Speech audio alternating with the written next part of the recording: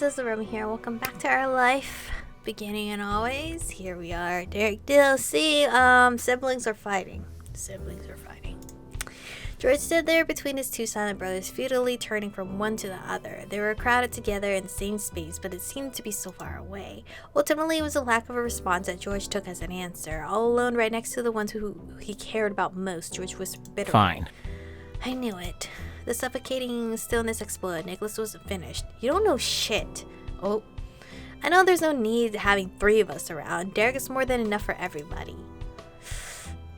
The middle child's always the forgotten child, right? That's the whole, term for them. And the youngest child is always the most spoiled. And then the oldest child is the one that gets the grunt of everything. I think that's being played out here. Shots were fired back and forth and no ground gained on either side. I was literally 6 when I obsessed over Derek. You can get over it already.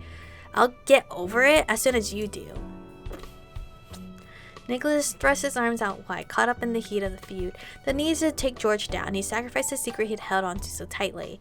Well, guess what, George? I did tell Derek about that call. That means he can tell you all about how I never even mentioned him to the stupid psychic. I have 2 older brothers, not just him. I haven't forgotten that even though you're so sure I have. When I asked for the reading, Derek was already long gone. I wasn't gonna demand the universe to bring him back. He had better things to do. Hey, that's not... Derek instinctively spoke out against the idea that his family was such a low priority, but managed to hold his tongue. This was between Nicholas and George. Neither could even see Derek amid a mutual misdirected hurt. I want to ask how much longer I'd at least have you nearby. Maybe you'd go away after college, or maybe you'd stay here. I didn't know. But you might have felt bad if I asked you directly in case you were going to leave. I didn't want to hold you back from going for whatever life you had in mind, with or without me around. And that's the only reason it was easier to admit to Derek, so there. Oh. Nico's arms were folded defiantly as he mimicked the snide closing remark the psychic used to tell Liz off. However, nothing about him came across as truly satisfied. He had a twist to his face, a way to try hiding how glossy his eyes were.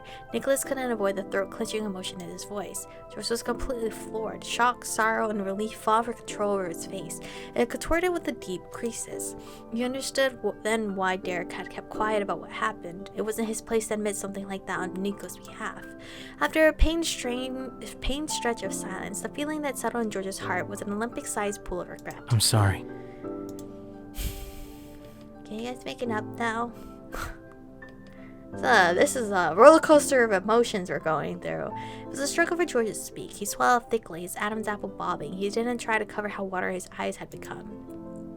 You were right about me, and I was wrong about you. I haven't gotten over the memory of being the odd man out, even though it was years ago. That's not fair, and none of it has been. George looked to the sky, getting lost in its great expanse as his mind sank deep into the past. You and Derek have to have moments that are only for the two of you. We're not a set. We're individual people, and we have our own relationships. Though, to me, it's still always felt as if there's more moments of Nicholas and Derek than any other. When I was a kid, I never thought I could win. You were clear about whose company you were looking for. I didn't want to make things awkward by being a third wheel, and mostly I didn't want to test the water to see how much I was welcome between you and Derek. I was too afraid that I wouldn't be. It was better to tell myself I didn't need to be part of it. His eyes and hands squeezed shut. George was unable to face his brother directly. He still forced himself to continue. But as much as I counted myself out, I wanted to be included. I wanted you to say George was back when I showed up, or that you wouldn't go somewhere if I wasn't coming too. And I wish I admitted that a long time ago. Uh-oh, he's crying.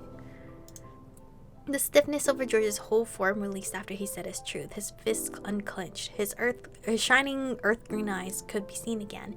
He let go for real.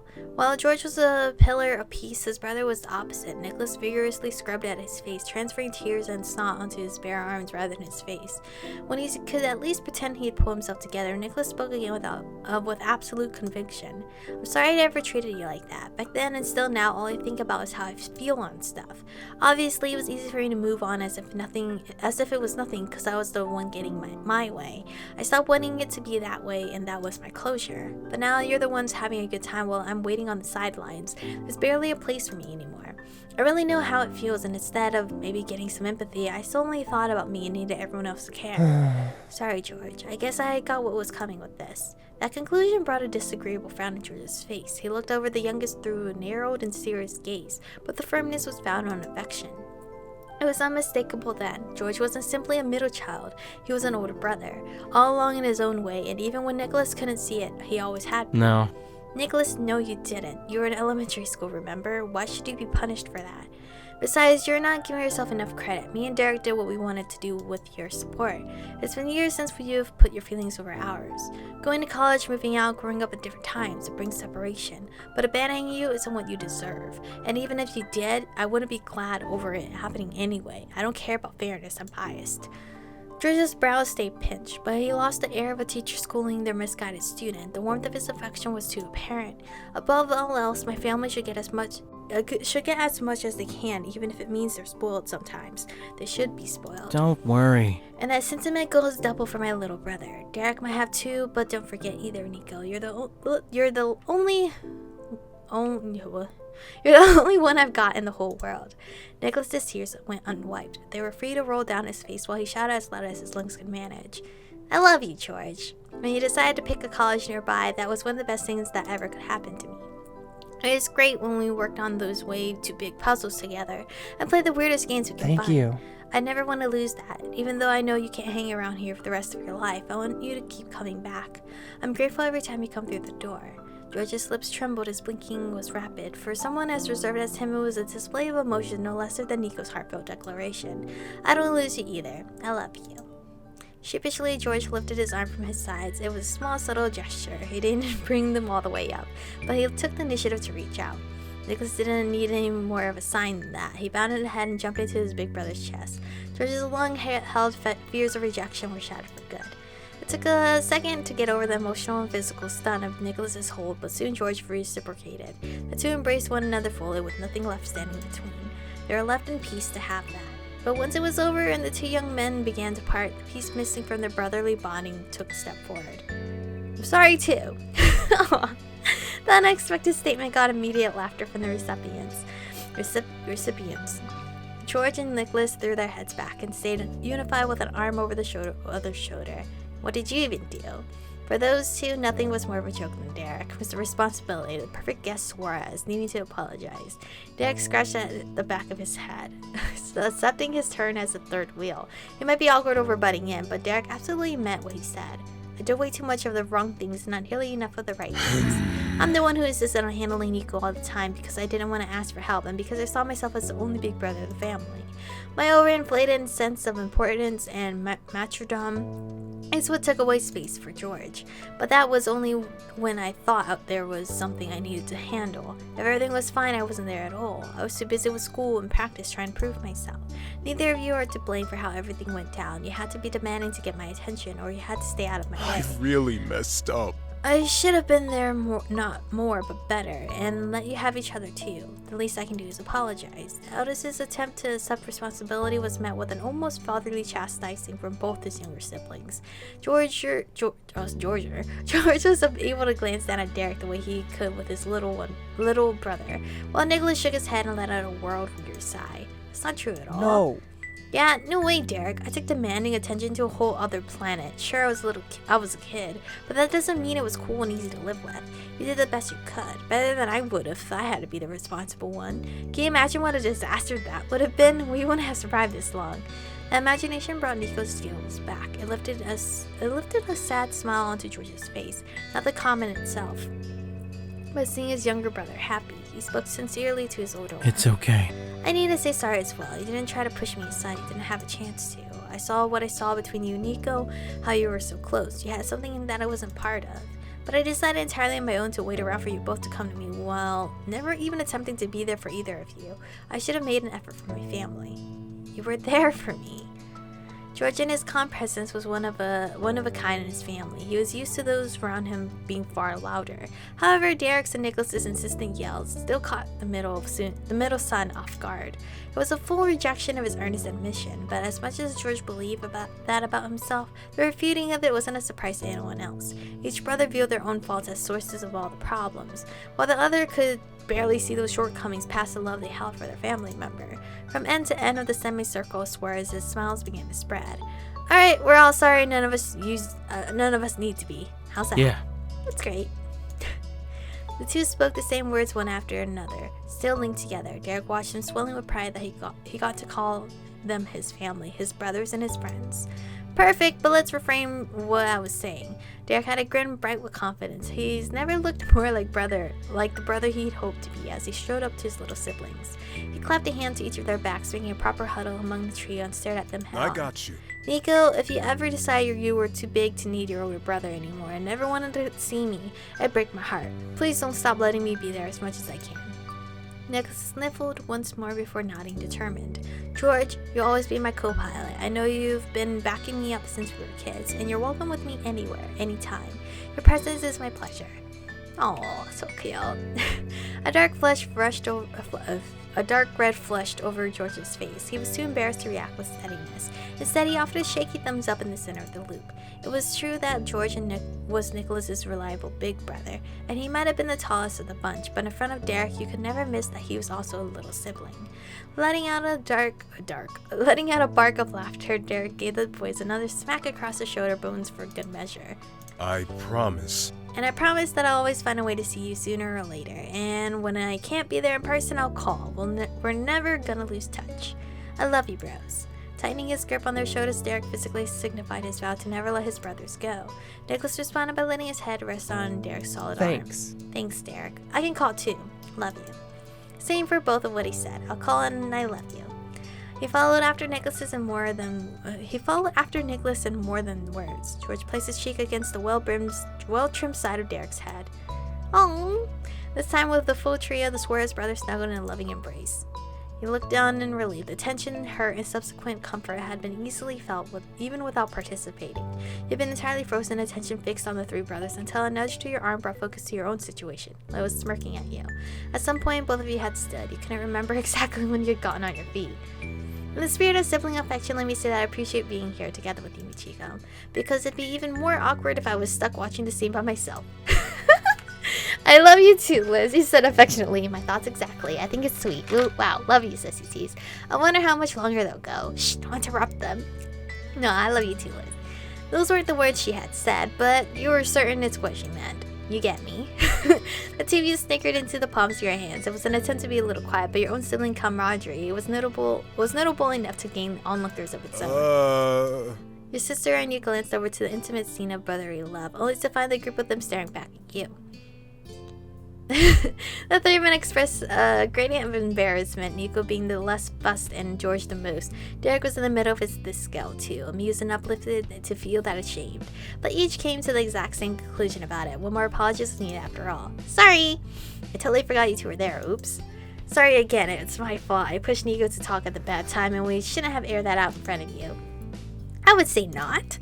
She leered forward and the floral bracelet she wore jingled on her wrist from the dramatic way she placed her hand against her hips.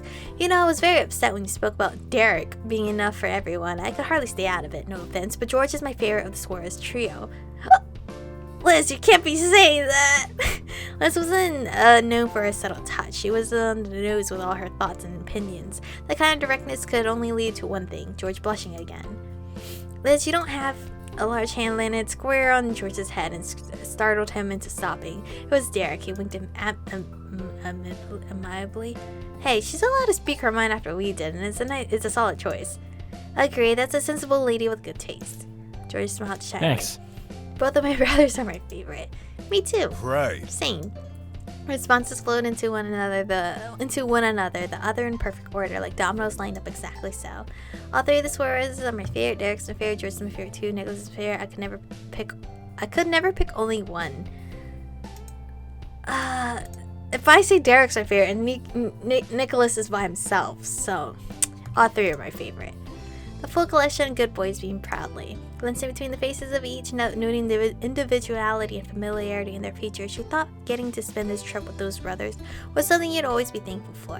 When Derek's laughter filled the air, it rang differently than before, playing a new song. If I was younger, this would have been the point where I jumped right into the pool. Clothes be damned.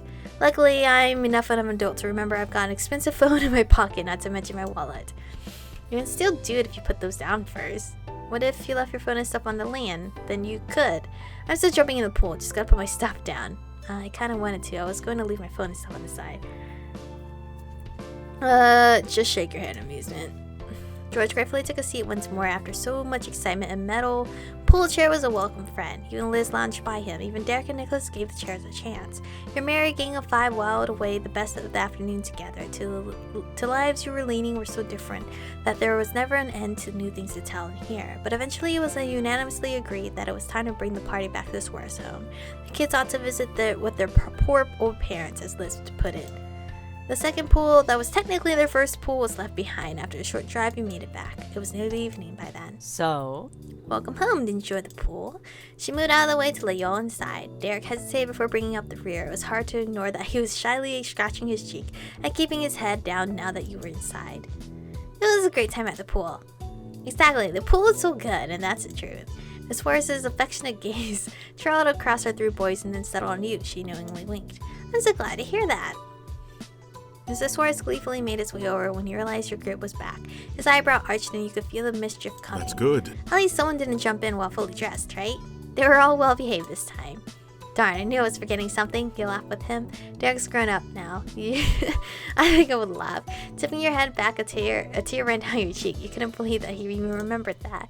No, but maybe next time. Nicholas flashed you a mischievous grin, and you had a good idea what he was thinking. You teasingly swatted at him. Not today.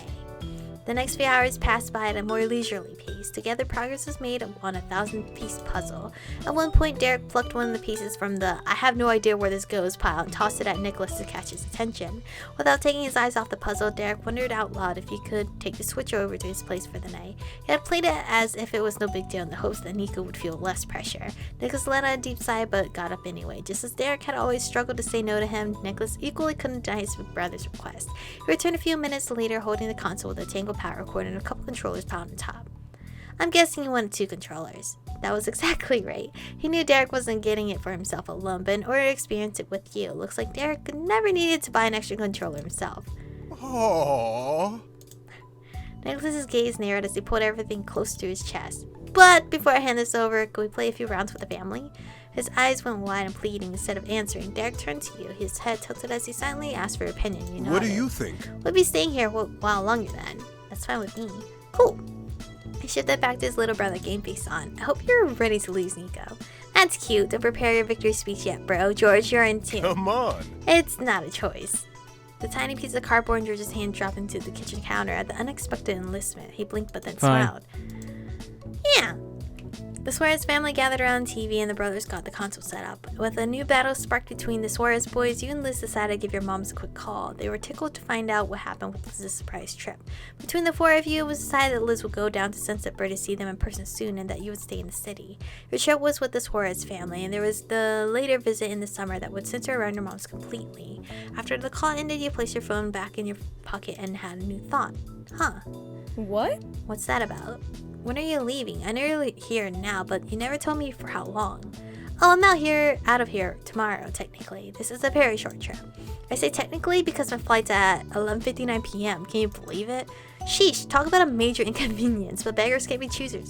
Derek, the brothers was absorbed in game land when Liz nearly shot at that last part over his shoulder. It was loud and pointy enough that there was no way they could miss her teasing. Derek watched you melody stumblings over his shoulder. His cocky grin fell to a frown. Yeah, that's true. You're leaving tomorrow night. Both of you are. Derek tried to muster up another smile, but it was weak in comparison. He seemed smaller all of a sudden, squished in the corner of the couch, with a brother on each side, and he shrugged. This sucks. Things were starting to feel normal having you here, just in time for you to not be here anymore. Nicholas's chin lifted at his brother's crestfallen tone. His gaze bounced back and forth between you and Derek, but you found his expression to be difficult to read. George, meanwhile, gave his big brother an understanding pat on the back. When he caught your attention, he nodded encouragingly. Without a doubt, you knew that you could rely on his family to be there to support him alongside you and to bring him cheer during the days you were gone. You were thankful for that. Sorry. Well, I hit a nerve. Sorry. Now let's forget about that. It's not tomorrow yet. You agreed. You felt a bit down about it. You were worried about Derek ignoring his own feelings. You were encouraged. You weren't sure how to feel about leaving soon. I'm sad, duh. Sighing quietly, you picked out a loose thread in his shirt. You knew this was coming, but that didn't make it any less bitter. You fell into such a natural rhythm staying with Derek. It was going to be harder than you anticipated to go back to the way things were before. The game had been paused ever since Derek stopped watching the screen, but the scene had as strong of an impact on Nicholas as it had on his favorite person. His brows furrowed intensely. That settles it. Nico breathed in and deep through his nose, gathering his nerves, and pushed himself off the seat. He walked with purpose away from his family and towards your sister. Hi, could you give us privacy? Us youngest siblings need to talk. What? What am I talking about? Liz's lips twitched, possibly with a bite of disagreement or a question or even a snarky quip, but surprisingly she kept it in. Okay. Go easy on her. You might be their cherished little one, but Michiko is mine. Yeah, sure, I hear you. He nonchalantly waved her off, and Liz gave you one last brief glance before yielding. When she was gone, it was just you and Nicholas in that corner of the room. Actually, could we talk outside? Alright. Damn, outside? His behavior so far had you stunned, but you followed him outside anyway. No one tried to follow, though you could feel every eye on your back as you and Nicholas left. Standing in the street, Nico silently examined you with half-opened eyes. Your mouth twisted awkwardly as you looked around. There was always a chance that Nicholas could surprise you, but you had a good guess about what the conversation could be about. Should I be worried you brought me somewhere without any witnesses? Nicholas's cheeks puffed out in something like a pout, but he exhaled loudly instead. There's something I want to know, so just listen. Do you remember the night you took Derek to some party thing at that club your family goes to? You said to simply listen and then went straight into wanting an answer. Nico was trying though. You smiled nostalgically at the bare mention of it. You shook your head. I still remember, almost forgot about that. Huh? No, I don't. No, you smiled. I remember. That night was one of your fondest summer memories, though you didn't have a clue what Nicholas had to tell you about that party now. This might be wild to you, but believe it or not, that night left an impression on me too. I was so upset that Derek bailed on the movie. We had to go without him, and then Mom and Dad wouldn't even let me stay up to see him get back. They tried every trick in their book to get me to go to sleep, but nothing worked. I just wanted him home, and they never did get me to go to sleep. I blinked myself out by accident. I burned up whatever energy I still had that late by getting so upset. Nicholas chuckled at the memory, rubbing the back of his neck. Not what? What did I say? His eyes remained wistfully glazed for another moment. I couldn't understand why he wanted to go away all by himself. That didn't make any sense. Me, him, and George. But at that age, we know I've really meant me and Derek should stay longer. Should stay together. That's when life was the best, right? Silently nodding along, that detail didn't surprise you, but it also didn't stop the guilty feeling growing in your gut. You knew his 6-year-old self well, and the last thing you ever wanted was to hurt him. At some point, I did wake up and I rushed out to see Derek, my big brother, my best friend, and he hung out with me exactly like I knew he would. I think Mom and Dad must have gone back to their own room, because I remember Derek being the one to put me in bed. He promised to tell me all about what happened. It was great. A slight smile tugged at the corner of his mouth. Nicholas gradually met your gaze, and then he crossed his arm. When he tucked me in, I was so happy that Derek was there and talking about the cool things he did. At the time, they were the biggest and most important adventures. I fell asleep perfectly content. But when I woke up the next day, I was sad all over again. It took a minute for my baby brain to realize that almost none of the story was about the fancy party, or how he was the only one of us who got to go. It was about doing something with you. Your heartbeat was louder in your ears. You inconspicuously wiped your sweaty palms on the side of your thighs. I don't know. I couldn't even explain that to anybody, including Derek. I didn't have the words. All anyone knew was that poor little Nico was feeling down. Don't worry, I get it better now. Perspective and maturity and whatever. He glanced at the condo and your chest ached. He had a good feeling that he was searching for Derek. He really liked you. That's what I realized, and that's what made me sad. Derek's face when he looks at you now is the same as it was 10 years ago, when I was wrapped up in my blanket and he was dressed in his fancy clothes just talking about you. But it doesn't make me sad anymore. Nicholas's lingering melancholy melted into a warm laughter. Basically, he really likes you. Okay, can you tell him to tell me that? That's the point. A smile brightened your features. It was wonderful for Nico to share what he could see with his own 2 eyes, and even more amazing to know with certainty that it was the truth. Nicholas ruffled a hand through his hair in a manner much the same as Derek did. There was no surprise there. You returned to the condo together with matching conspiratorial smiles. By the way the room hushed as you walked through the door, you knew that not a single soul was minding their own business. And despite everyone's best attempt at pretending to be busy, it was obvious that Liz and the Suarez family were all equally curious about what happened outside. Everything okay over there? Should I be concerned? We're fine. Nicholas had cupped a hand next to his mouth to yell at your sister. As his brain caught up to his actions, he leaned towards you with a raised brow. We're all good, right? We're 2 peas in a pod. He rejoined his brother, and you went back to Liz. After that talk, you felt a million times better about where you stood. Welcome back. I see you're still in one piece. Yeah, I'm even more whole. Aw, cute. Nicholas lifted his chin and flashed his siblings a determined grin. He cracked his knuckles. Okay. That's enough with the seriousness. Let's race. Let's race. Aw. Alright. Mrs. Brows freezed as she watched the bizarre exchange. You slapped fingers over your mouth to muffle your laughter at first, but couldn't leave your sister hanging, so you gently got her attention by pushing her arm. They're still talking about video games, a card game. Oh, that makes sense. She's combed some stray strands of hair behind her ear and watched the chaos commence. Well, there's no reason we should sit out now. Our jobs are done. The family, you and Liz included, ended up crammed shoulder to shoulder on the couches. Liz announced her intention of beating the brothers in a game she never played. Her enthusiasm for the gold win was as powerful as ever. You hoped the condo would survive the competition. You wanted to play too. You prefer to. I don't really care much, cause I suck at racing games. So when I play, just know I'm winning that last place. I will win that last spot. But there's like so many of them playing. Should I just watch them play?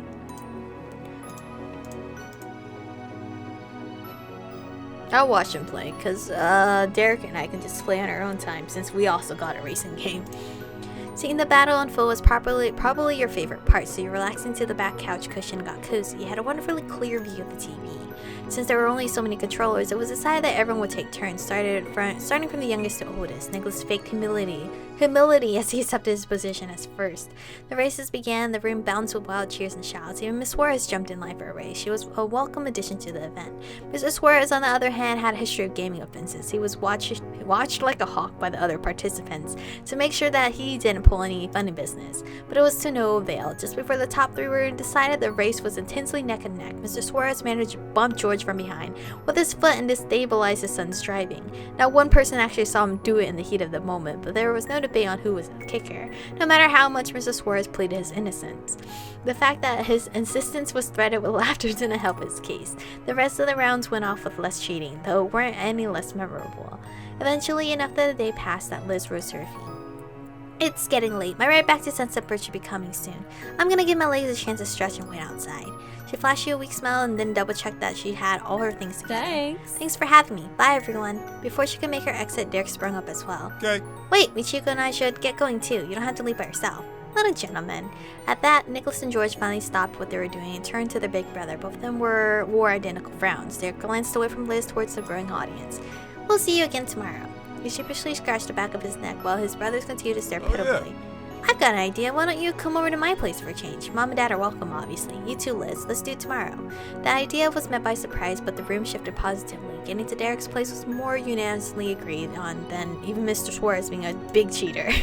A new plan made. The group said goodbye for now. You and Derek accompanied Liz out. Though halfway, Derek paused and remembered to barrel back inside. He almost forgot to take the console home with him again.